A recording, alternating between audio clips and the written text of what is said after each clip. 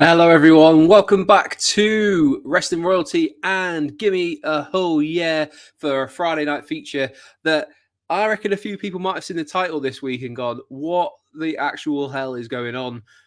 We are going to explain everything. I got a text message earlier in the week from one of my fellow Gimme a Whole Yeah presenters, and I'm going to bring him in very, very shortly. I'm going to let him do his hair. I'm going to let him get ready. And we'll be with him in just a second. I wasn't here last week. My apologies. I was taking a well-earned week off. I know normally I try and pride myself on being Mr. Consistent, but yeah, some of us just need some time off. I've been doing a lot of work with another Give Me a Whole Yeah presenter, Dom. I know you don't see him too often, but we've launched a new website this week. You've got ScreenSphere has gone live. That went live today. So if you are looking for a new home of TV, film, and gaming, go check out ScreenSphere because there is so much good content on there. And I can attest to that because I spent hours poring over it. And I am very proud of what is on there, as is Dom, as is everyone else who's ever been involved as well, as I'm sure all of fellow presenters would also say the same. But we are here to talk about wrestling. Specifically, we're going to talk about, should professional wrestling be at the Olympics? Now, as I said, that's not a clickbait title. We are actually going to discuss it and we'll have a proper serious conversation. And to do that, I feel like I need someone who's very keen to talk about this. So I'm going to bring him in right now. Hello, how's it going? Hello, lovely to see you. How are you doing, Andy? I'm very, very well. How are you? Good, yeah, I'm good, man. I've had a few bevies after work, so this discussion may get viewing. Absolutely, man. Why not? It's intoxicated, Anthony. Well done on everything you've done with ScreenSphere. And thank you for responding to my text message. I sent you a message earlier this week, and I was like, I think this would be something really good to talk about. And it's not just about me and you talking, Andy, because we can talk about it all day. But the people who are watching live, the people who are writing in the comments after the video, that's what I want to see. I want to see what your opinions are at home, because this is a really contentious subject, and we can talk about why it's a contentious subject and why I feel like wrestling fans are biting themselves in the butt by having a certain opinion. But let's get into it, Andy. How are you? All right, man? I'm really good. And to be honest, I actually thought when you messaged me earlier in the week that maybe you've been drinking when you sent me that message. And then I realized... Probably had. And then I was like, I think it might be early in the day, but I would never be one to judge. However, I then thought about it a little bit more and did a little bit of digging, and I've put together a few slides so we can just kind of, I know people like to see our faces, but it's always nice to have a visual aid as well. So I thought I'd put something together. I'll throw up in a second. But yeah, it's nice to have you on, man. I always feel like it's great to have different people and different faces on, but it's especially nice to have you on. I always feel like the debates flow nicely. Not even debates, just conversation in general. So yeah, always lovely to have you on Friday night feature. So just a little bit of a conversation, and I think it's not just a conversation between me and you, Andy. It's a conversation between the audience as well, because there's so many people with different views on what wrestling is, and I think it says a lot about what you are as a wrestling fan.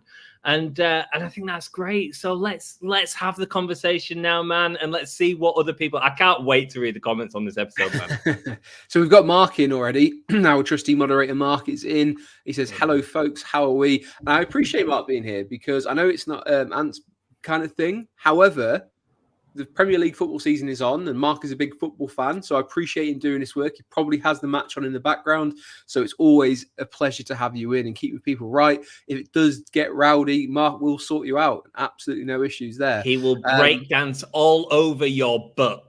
I hope he does like a kangaroo, like weird jump as well. He'll kangaroo kick you, maybe.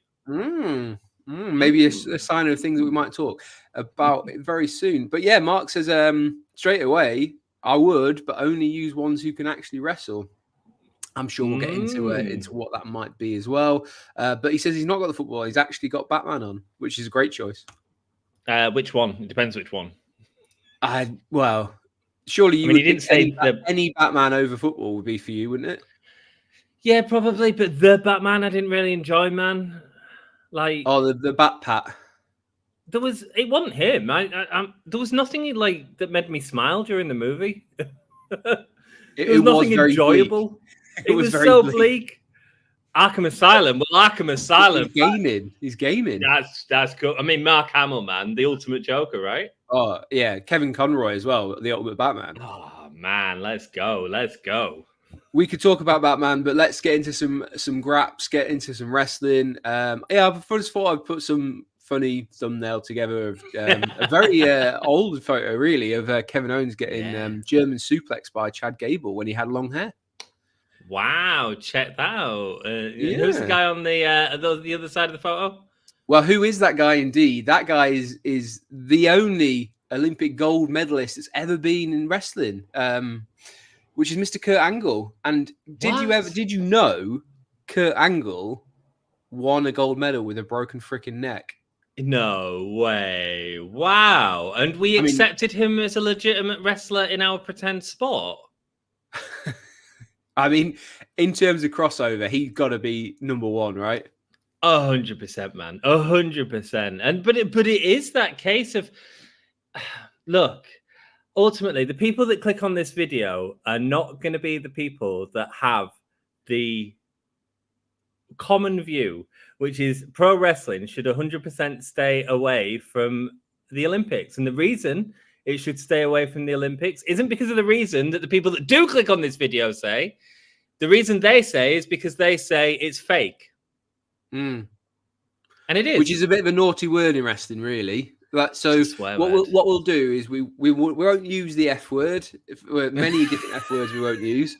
What we will use is predetermined is probably the better way of saying it, because let's face it, if you are watching this video as a wrestling fan, it's a bit of it's disrespectful, isn't it, to call it fake, because there's a lot of things that go into it in terms of physicality, in terms of how much the guys and girls travel.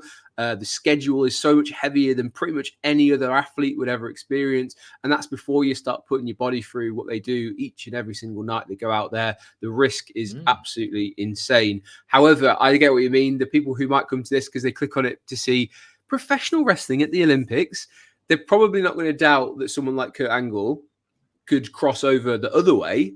But it's going to be, could they believe that someone like, I mean, it's difficult to even say because people like Chad Gable did go to the Olympics. I'll show you, I think, is it the next one? There's Chad Gable. Oh, wow. 2012. He was in London 2012. Yeah. Incredible. Check Chad out there. Check out them whiskers he's got there. It looks like he's just gone through puberty in that photo. He's got that sort of like youthful chub on his face, isn't he? Just to like kind of like... Man. He's still fluffy, as it were. Like that's like I can't grow a beard under my mouth, so I'm just going to do the chin strap. Yeah. Brilliant. Yeah. So there's, and I'll throw another one up because I know you're a big AEW fan as well. There's another, and it wasn't in amateur wrestling.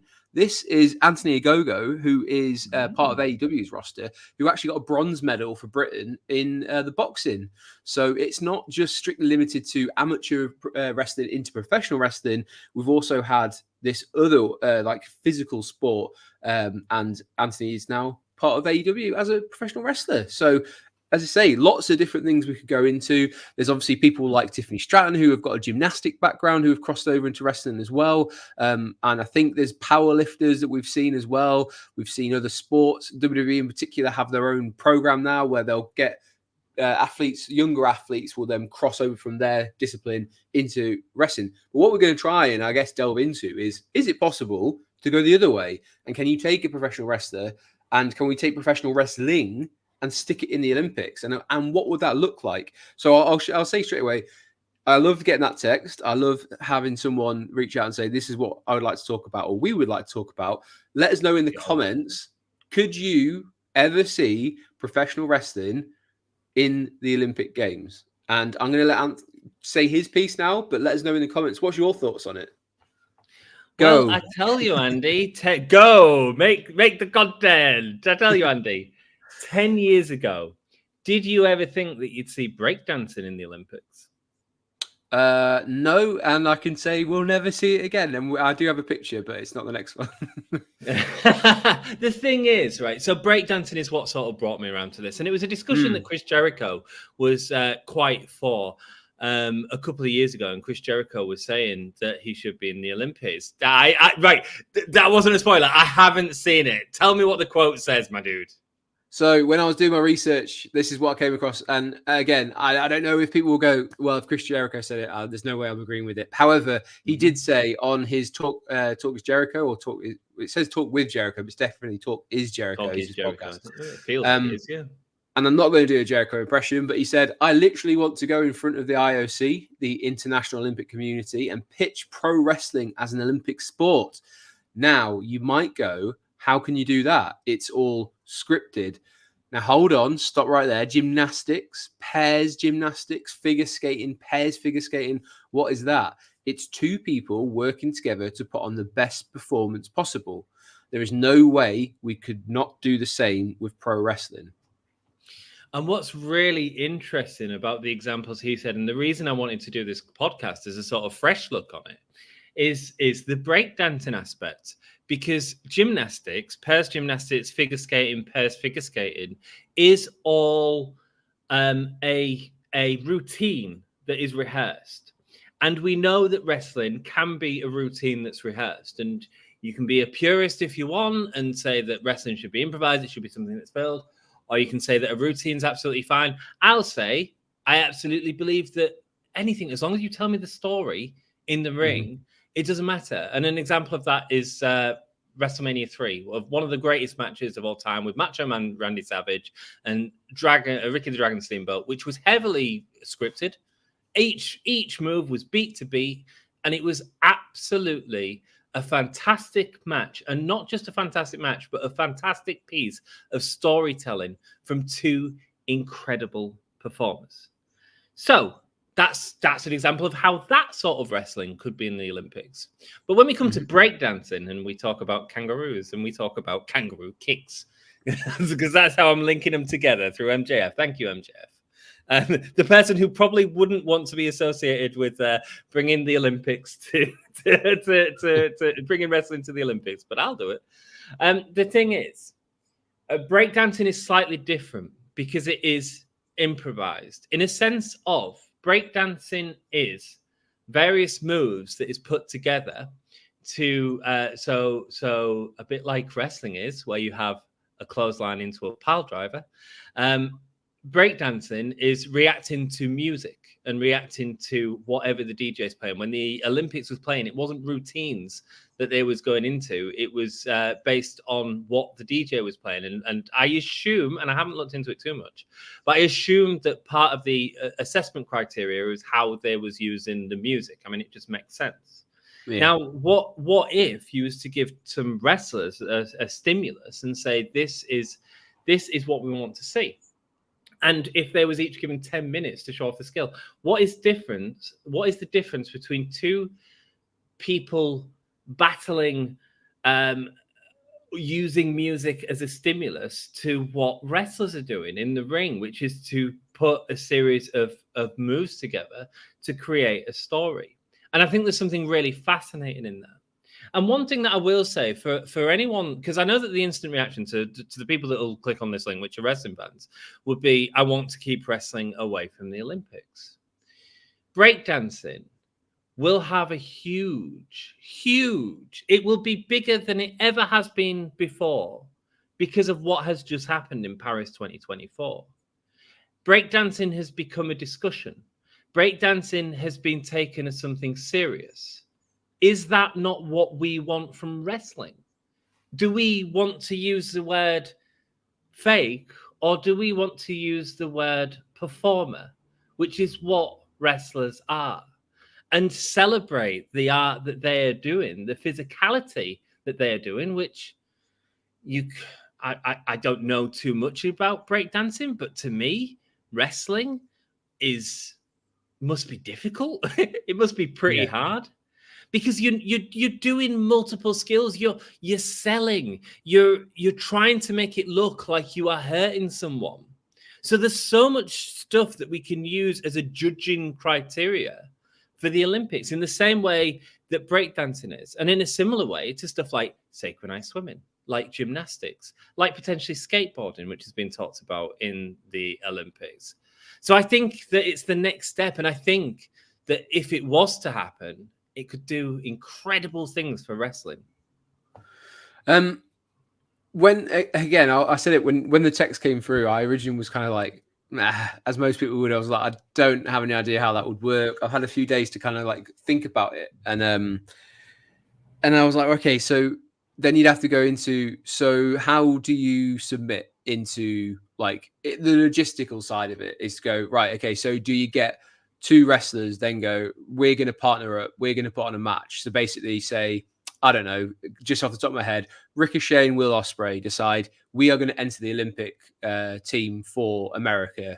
And which would be impossible because Will Ospreay is British, but you know what I mean. As in terms of like, you'd find two people who decide I'm going to put on this match, and then you then have them marked on under a certain amount of criteria. You'd potentially have like ex-professional wrestlers, which then you'd obviously go into the whole like biasing thing. But putting all that aside, I guess if you went right, we will give you 5, 6, maybe even 10 minutes, and you have to present your work as Simone Biles would do if she was doing a gymnastic floor routine, or if they were doing any like, you know, on the pole or the beam or whatever, all these kind of different things. So I can kind of understand it from that point of view, because every move they do has been choreographed beforehand. They then go, right, I'm going to do this.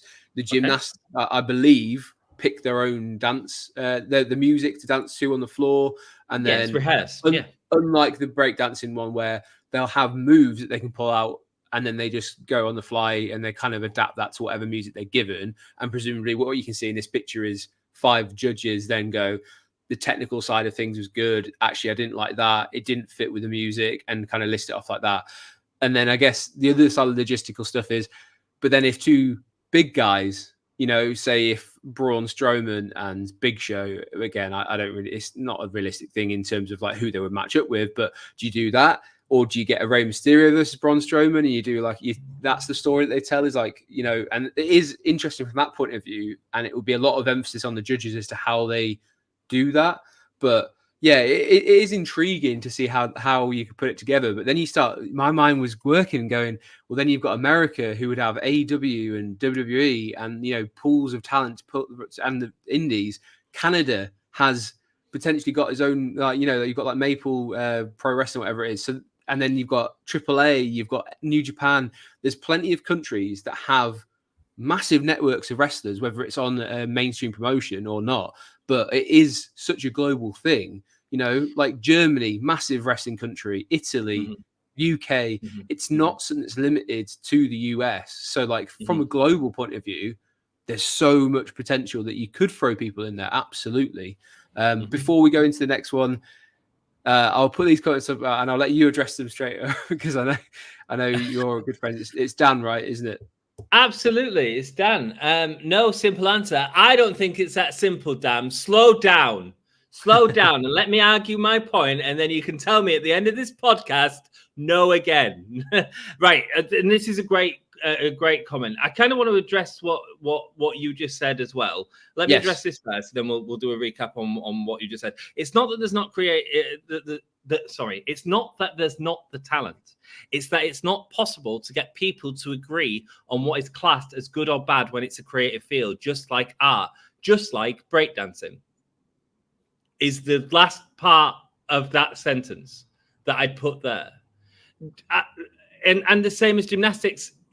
Gymnastics is a creative field in terms of what people are presenting and what people are choosing to present in the same way as gymnastics does, in the same way that wrestling does. Now, what you were sort of talking about in a little bit of that was wrestling styles and how that works. Sorry, I've got loads of loud cars going by. I'm sorry if you can hear that. What you were talking about was wrestling styles, so sort of powerhouses, and how can that be judged against technicians? And I don't know that it is. I think if you was to really expand it, you could talk about potential weight classes, which would then sort of force people into a separate styles potentially. But you know, I think in the Olympics, you don't see many different styles of gymnastics. What you see is a gymnastics that lands or gymnastics that doesn't land. And quite often that is the same with wrestling. And one of the sort of things that brought me to this sort of thinking was about what AEW is and what the wrestling fans think of AEW in terms of one of the biggest compliments that I think anyone can agree on is that the wrestling on AEW is outstanding. It is outstanding. But what it's lacking at times recently is the storytelling and creative. But at the same time, that performance is a dance. And we've seen examples before where dances crossed over with wrestling and stuff like that. And we've seen that some of the best wrestlers in the world are dancers. And so, yes, I see what Dan's saying there about you can't judge a creative field. I'd say, yes, you can judge a creative field, and it's done all the time. And in terms of like, there's also an argument of performance. So is acting an Olympic sport? And I'd say it's difficult. I'd say no, but at the same time, I'm making the same argument, yes, to something else. But is that because of the physicality which wrestling presents and the athleticism that wrestling presents? I don't want to talk. I guess when it comes to acting, though, like you've got, rather than the Olympics, that's a very subjective thing. That then when it comes to the Oscars, you have to go comedy versus drama versus horror. Now, again, similar, I guess, to wrestling. So I will kind of back you up on that point. Is if you think those different genres are all put together and it's judged on the same set of criteria, presumably, because again, it's very subjective. Is surely like a film, you either enjoy it or you don't, or you kind of think it's okay. But they're all going to be up for Best Picture. Now, a lot of the time, you won't see a horror go up for it because, you know, the judges find them schlocky or whatever your kind of or their opinion is, and it kind of boils down to drama. But that doesn't negate the fact that horror could go up for an Oscar, a comedy or an animation could go up for it. So yeah, I do get that side of it. It's everything's subjective, and everything really apart from wrestling, because again, you have to go off of people like Dave Meltzer, which is one person's opinion, not a host of judges to kind of round it out. Wrestling doesn't really have anything to be judged on a global scale like that. It's got the bits. It's got the elements of us that say this is good, this is bad, this is what we enjoy, what we don't enjoy. In terms of if you was to put it in front of a set of judges with criteria that we're judging on, so it's quite often that in a lot of gymnastic sports in the Olympics, or from what I've seen, and I'm no Olympic expert, man. I'm not presenting myself as it, but a lot of what I've seen or what I watched was about how they hit the landing, right? Years ago, it was about, can this person do a 450 flip over a thing, right? And now with training, people can do that. But what they can't necessarily do is land it in the correct way. So part of what I saw at the Olympics was about how people land it. But isn't that also about how you present a wrestling move? Is a pile driver that looks like it misses completely and doesn't hurt, is that one of the judging criteria? And then also, what elements of improvisation are we going to add into that? Do we let the competitors know 10 minutes before they're about to go on what the sort of notes they need to hit within the match are, and they can judge on the successfulness of hitting them notes? Be that comedy, be that an injury angle or what have you. So I think it'll get a lot of grief. I'm not saying it wouldn't get a lot of grief, just as Kangaroo Girl right here has got a lot of grief. But actually what it'd do is it'd open the doors to wrestlers all across the world who realize that this is a sport, or this is an athletic thing that they can do and present and perform and on the grandest scale, which is the Olympics, right? Yep. Yeah, absolutely. And there was another point when you messaged me that you wanted to kind of talk about as well. So I thought I'd lay you up nicely with some visual aid as well. Mate, all I've done is gone out after work and drank, and everything is set up, and it's beautiful, Anthony. Thank you so much, my dude. And so Darren Aronofsky, who directed The Wrestler and Black Swan. The Black Swan did a lot better commercially in terms of Well, Natalie Portman was in it, but Mickey Rourke had a huge comeback in the wrestling. You know, and The Wrestler's a fantastic film as well. The camera angles in it are amazing. But this was originally supposed to be one film. The original idea was to have this as one film. It was supposed to be the story of a wrestler and a ballet dancer who got together and performed in their fields. And I often have this, and it's really weird because you talk to people outside of the sort of wrestling sphere and you say wrestling's an art form, wrestling's a dance, wrestling's just performers dancing together, looking after each other, whilst at the same time making it look like it hurts. Just like in a ballet, when we're having a fight on stage, I want to make it look like I hurt you, right? In that ballet, I want the audience to believe that I hurt you in that ballet. But ballet is held in this high regard as high art form, and wrestling isn't whatsoever. Wrestlers across the world struggle to make a living, whereas ballet dancers are paid, and wrestlers are paid a lot of money as well.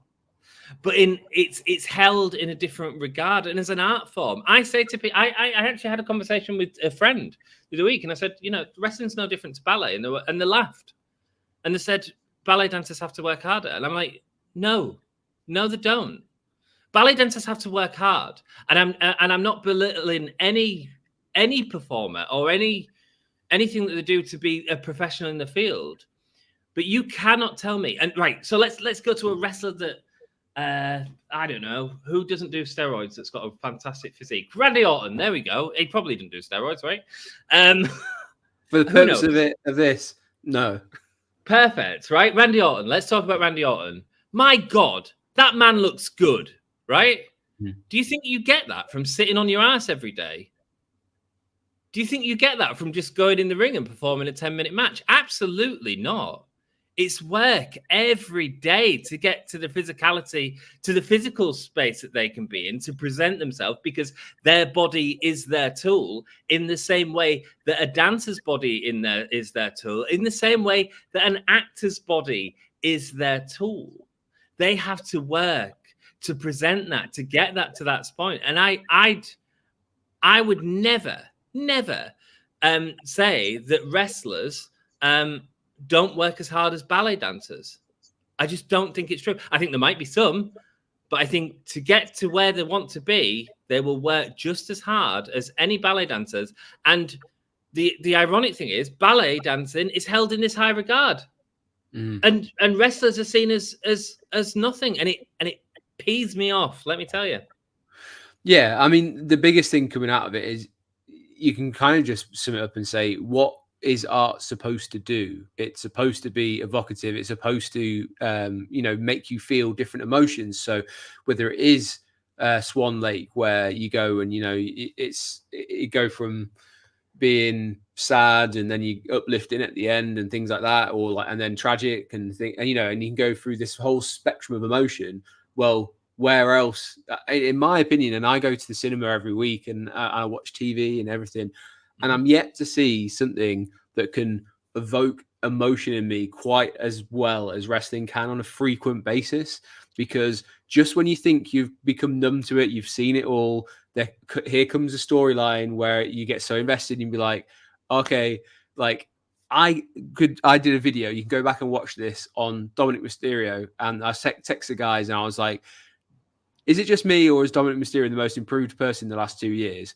Now, this storyline, in a different way, could have been absolutely awful, but it actually gets you to go like, all right, I'm cringing, which is what they're trying to go for. I'm actually kind of like, well done, you got me. Like, I was waiting to see it. I was a bit shocked, or like, I'm impressed by the way they pull this off.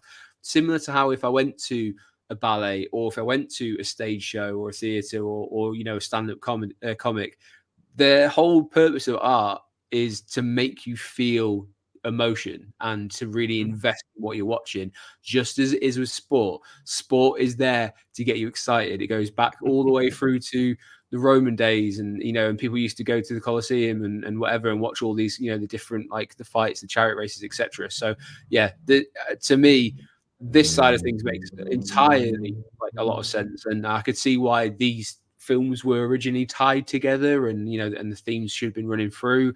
I think it's been talked about in other TV programs how sport and dance and ballet in particular are intertwined. You know, they're so intertwined because you can just see beauty in the different things. And as you say, wrestlers probably more than anyone. I said it at the top of the show. They have ridiculous regimes because not only are they traveling a lot, they also have to fit in going to the gym. They also have to make sure that what they eat is correct, because if it's not, you'll put on weight or you'll lose weight and you won't look the same, and then it ruins your shots that you have, you know, the promo shots that you have. Or if you eat the wrong thing, you might have an accident in the ring in front of 20,000 people. It's happened. It can happen. So like, you've got to look after that side of things. You've got to and then you've got this whole thing of where's the camera, where's the audience. You know, this whole live performance has to go out to millions of people, but also be intimate enough that the 10,000 people in the building also feel like they're locked into what's happening with 2 guys or 2 girls in the ring. So yeah, we've got a couple of comments that have come through from Words 789 to answer your question. The title, yes, like a Daniel Bryan answer. Pro wrestling must become an Olympic sport, and also the wrestler was an amazing movie. It absolutely was. But I'd also say, in relation to that, I think that I'm not necessarily having a go at the 2 movies, because I think they're both great movies in their own right. I don't necessarily. I think that the story they were trying to tell with the ballet dancer and the wrestler ended up being more a focus of the wrestler in terms of him falling in love with a dancer of a different variety. Right. So I think that the storytelling point is still there. So I'm not trying to point this as something of like, oh, look at this had to be just sort of to discuss there. Yeah, man. I mean, it wouldn't it be exciting if it was? And what you said there about films. And about films not grabbing you in the same way as wrestling. Well, there's an easy answer as to why that was, and that's because films are fake. Well, everything's fake, really, isn't it? Like, depressingly, even reality TV, it's all like, you know, it's all kind of repurposed and put together in the way that someone, whether it's the director, the producers, whoever, wants you to see things through a certain lens. And that's always going to be true, whether it's film, TV, or sports entertainment. The more interesting thing, Andy, is to say that it doesn't matter if it's fake. It's about the performance, you know, and about grabbing you in, and however that's done, however that makes you emote. That's the important thing. I also, by the way, would have been really upset if we missed out on Marissa Tomei being in the film as the dancer. With the top off. Well, just in case my wife's watching it, then that's not what I meant. But I hear you, man. I hear you. You don't have to say out anymore. We've got her. Norma said, besides offensive moves, wrestlers could be judged on selling a move, selling a clothesline by cutting. Absolutely. 3/4 flip and landing on one's face instead of just falling back is so awesome. And Word 789 also said, I also recommend Iron Claw. Great film as well. And if I haven't seen it yet. If you haven't watched it, I think it's on Prime Video. It's on one of them. It might be on Prime. I think I saw it on Prime when I was out last year. I also put a review up, so you can go check my review up out of that as well. So it was really useful, actually. I really maybe want to see it to sort of see if I agreed with your opinions on it. Yeah, so if you haven't seen Iron Claw and you haven't seen the rest of it, and if you haven't seen Black Swan, segue, go watch those films because they're great. I'm not sure where you can find the rest of it, but I'm pretty sure it'll be on one of the streaming channels. But yeah, I'm 99.9% sure Iron Claw is currently on Amazon Prime. You have to pay any extra for it if you already have it. So go check that out, as Word 789 says. We are going to start wrapping up, but there was one person who kind of ties into this, which is Cara Noir. And again, someone that you mentioned on here, which is, I think, is the kind of the link is very much blending those 2 films that we've seen. For anyone who's not au fait with Cara Noir, big wrestler, currently out injured, very bad injury, wasn't it? It's a neck injury, I think. Oh, I don't know. I didn't know. That's awful. Yeah, like he was doing a GoFundMe. Well, they were doing a GoFundMe like last year or the year before because the medical bills they would have had to have waited ages for the NHS. I think they got funding. Even like some of the biggest wrestlers in the world donated money to make sure they were looked after. So I'm not sure how the recovery is going, but we obviously wish Cara Noir very well. But again, someone who probably testament to that crossover of ballet moves and performance art into wrestling was someone that you mentioned to me in particular. Yeah, well, Cara Noir's gimmick, certainly not necessarily in this photo, but certainly when he had the stripe down his head a while ago, was basically taken from Matthew Bourne's Swan Lake. And I remember watching a great show that he did with Dan, actually, from Pro Wrestling Eve many years ago. And it was great. It was storytelling. He laid an egg in the ring. It was absolutely fun, fantastic stuff. But here's a guy who's taken something that's highbrow in terms of dance and transformed it into part of his gimmick. And I think there's also an interesting conversation as well to be had. And I won't say whether I've tried to have it or not, but I absolutely.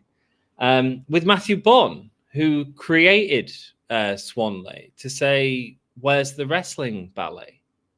Because Matthew Bourne, who I don't know if for those of you that don't know much ballet, he's a creator of contemporary ballet. He created the modern Swan Lake, I think it was 93, with an all-men cast, and it was very shocking at the time in 93 for that to be done, because ballet had always been seen as something that was not messed with, especially something like Tchaikovsky and Swan Lake. And Matthew Bourne sort of turned it on his head and said, actually, I want to have a flock of men, and did it, which in the ballet world was seen as very shocking. So again, like what? Where's my wrestling ballet, man? Because it is. But wrestling is a dance between two performers. Wrestling is that incredible storytelling that we love week in, week out. You know, it is a dance, and I appreciate the performance and the performers. And I think if it was in the Olympics, I think the wrestling world would benefit from it. Do I think we'd get laughed at in the same way as a kangaroo kick, in the same way as a kangaroo dance from Australian? Would we become a meme? Absolutely. But would it have a bigger impact in the long run? Do I think that breakdancing is going to be bigger in 4 years' time than it ever has been in the past because of the Olympics? 100%. I'm just imagining, because whenever I think of breakdancing, I always imagine like those kind of 80s and like late 80s movies where you see people, they put a piece of cardboard down, start spinning, and you see them in the background of like White Men Can't Jump and things like that, and that's the kind of like breakdancing. But in terms of like modern representation, it is very interesting to see how that will go now, because her name was Rachel Gunn, or Ray Gunn, I think is what her like kind of stage name is or whatever. The more you look into it, the more messed up it actually is how she got to the Olympics. All that aside, you're right. I don't think anyone's been speaking about breakdancing previous to this. I know obviously there was discussion when they said it was being put in, and let's be clear, she's not the reason it's not coming back, because LA didn't pick it up. The Olympics has a rule where they, whichever city or country it is, are allowed to put, I think it's 2 of their own games in, or like kind of events into it. Paris picked breaking, LA didn't. So it's not because she did what she did. That's not why it's not there. It was already predetermined before the games even started. But what I'd say about what she did, because we're all sort of laughing about that sort of meme that come about, but while we're laughing at it as people that aren't necessarily going to get into the sport, there will be some people that watch that and then watch more of the breakdancing because of that, in the exact same way that can and does happen with wrestling, where people watch a botch and suddenly they go, who is that botch that did that, and blah blah blah, and then go, that Will Ospreay is really good, oh, I might watch this, and suddenly you've got a wrestling fan there. And LA is a really interesting one, because did you notice they did Snoop Dogg for the opening ceremony? Yeah, or the closings opening. Yeah, he was there the whole way through. Did you see him do his little dance in front of the horses? Yeah. Oh no, I didn't know, but that sounds great. I love. He was in like full like dressage, like coattails sort of thing, and was doing. Did he do his cornrows in bows? Yeah, that would be amazing. That would be amazing. He should have done. I think it was really clever of the Paris Olympics to have got Snoop Dogg, because obviously Snoop Dogg's huge in LA. And we saw that at WrestleMania 39 when Snoop Dogg was hosting WrestleMania there. And I think it was actually kind of a step up LA to it was a challenge, I feel, to LA that they hadn't done it, and that they'd brought this huge star from LA to open the breakdancing ceremony. I think there was a lot of subcontext there. I mean, it'd be interesting to see how, and the big thing is, like, we're talking about the Olympics, and this is like not even quite a week on since the Olympics closing ceremony happened in Paris. There's big talk, even like athletics struggle outside the Olympics. How do you create a buzz about some of the events that they have? And they're hoping to create new athletics leagues that are like, or very shiny, to get people to invest in the story behind it. Because one of the biggest talking points is it the 1500 meters or slightly longer? I can't remember which one it is, the 5000 meters, where we've got the British guy, the Scots guy, and the Norwegian, who Ingebrigtsen, I think his name is. And their story goes on and I was watching it going like, this is such a wrestling thing. Like, they were basically doing a promo of how these two guys just don't like each other and all the things that they've said and done in the past, and it leads you up to this event. Now, there's another crossover opportunity. Some of the vignettes and the promos you can do, like, really cool, introduce characters, because I don't know how much of the Olympics you watched, but there was all this talk about, Simone Biles was a superstar. The French, is it Marchand, the swimmer, the guy who's called the Baguette or whatever it is. He was Baguette. Yeah, he's a big star now because of the way he was pushed. So stories and people are what are going to invest in the Olympics. What better way to do it than wrestling? It would not surprise me, Andy.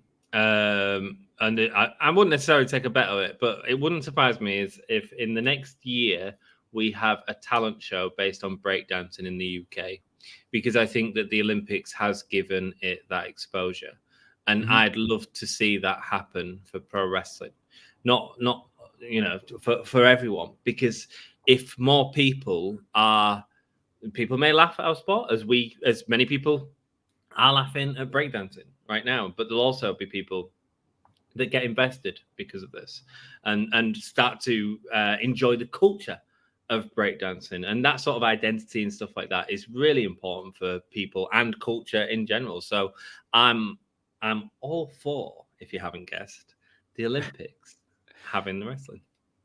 Well, I think that is the best way we can kind of wrap things up in terms of Olympic chat. I hope you've enjoyed it. And I hope after clicking on this video, which you might have read the title originally, as I said, and thought, hopefully we've kind of like had a quite a nuanced talk and chat about it, where people will go, actually, maybe it's not as outlandish as I first thought. And if that's the case, I feel like this video has been a success. However, I can't let you go straight away, just very quickly. Next weekend, All In comes to the UK. What? I just wanted to hear your opinions and your excitement levels ahead of it. My excitement levels are extreme. I can't wait to go next year. Let's go to Texas. I can't go this. I can't even watch it this year because it's my mum and dad's Ruby wedding anniversary. Which actually, I'm going to say I'm missing All In, but I don't care. It's my mum and dad's Ruby wedding anniversary. They've been together, in love for the most part, I assume, for 40 freaking years, man. 40 years. How often do you get that these days? I think that is beautiful. So, All In, I'm incredibly excited to watch it. I can't wait to watch it the day after. But for All In Day, I'm not even going to think about it. I'm just going to celebrate my mum and dad's love. So there we go, man. But yeah, as you said, this is going to be the last All In for at least a year. And they're going to move it across to Texas. But rumors already flying around. Will we get a UK or a European tour by AEW instead next year as a sort of like makeup for it? Other rumors, maybe, just maybe, there's a reason why Wembley might be being used. Is WWE going to usurp it with a SummerSlam show or something along that ilk? Possibly, we'll see. But there's all in, I think is going to be a great show. I know last year people were like excited just because it was an event, but this year it feels like they've actually got a good few stories leaning into it, which I think was what was maybe missing last year. They kind of, I agree, chuffed it a bit too close to all out. Whereas this year they've definitely kind of gone it. And I know for a fact 2 of our Give Me a Hole Yeah presenters are going to be there. I'm there. Well, yes, not you. Not me. Oh, Dom and Sam are going, aren't they? Yeah, they'll have a good time. They'll have a good time. The thing is, I mean, All In's going to be great. I'm really excited for Mariah May and Toni Storm. I love women's wrestling anyway. I've loved Toni Storm for years, and the way she did in Pro Wrestling Eve, like, reinforced that. She's incredible. That heel turn was amazing. I'm invested. I've become invested in that. And much like you was in the Cody story, you know, I'm kind of like that with Toni. I'm very excited. I will absolutely suspend my disbelief to enjoy every moment of what I think has been a beautiful story. Well, there we go. So if you are going to be watching AEW next week, obviously keep your eyes out for, and the only way you can do that is actually by hitting that subscribe button, hitting that notification bell, and you'll find out if the guys go live while they're down in London. I'm sure they'll have plans to do something while they're there. And it'll be last minute as well. You know what Dom and Sam are like. 100%, yeah. But if you do want to know, because it is so last minute and you enjoy the content that we put out, then it's really important that you do subscribe and hit the bell. Hit the bell, you'll find out. And also, while you're there and while you're here, make sure you follow and subscribe to Wrestling Royalty as well. If you like these conversations on a Friday, as I like having a chat with you guys, I like having a chat with Dom, Sam, and Dan as well. Anyone who's ever joined us, let me know. Hit the comments. What do you want us to talk about? Because as you can see from this one, we will talk about anything that we can link back to wrestling somehow. Hell yeah. Really appreciate your time. I hope you have a great weekend. Anything you'd like to kind of say before we head off? Yeah, man, if you're still watching after all our sort of plug-in of other shit, do the solid. Write down in the comments right now what you think, because I will be reading everyone, and I cannot wait to hear what you think. I want more dissertation. I want you to tell me no. I want you to tell me yeah. I want to hear the broadest spectrum of what you genuinely think. So get it in the comments, man. And on that note, and if you don't leave a comment, Ant's coming for you. But he's been Ant. I've been Andy. This has been Gimme Hole Yeah, and this has been Wrestling Royalty. Have a great weekend, guys.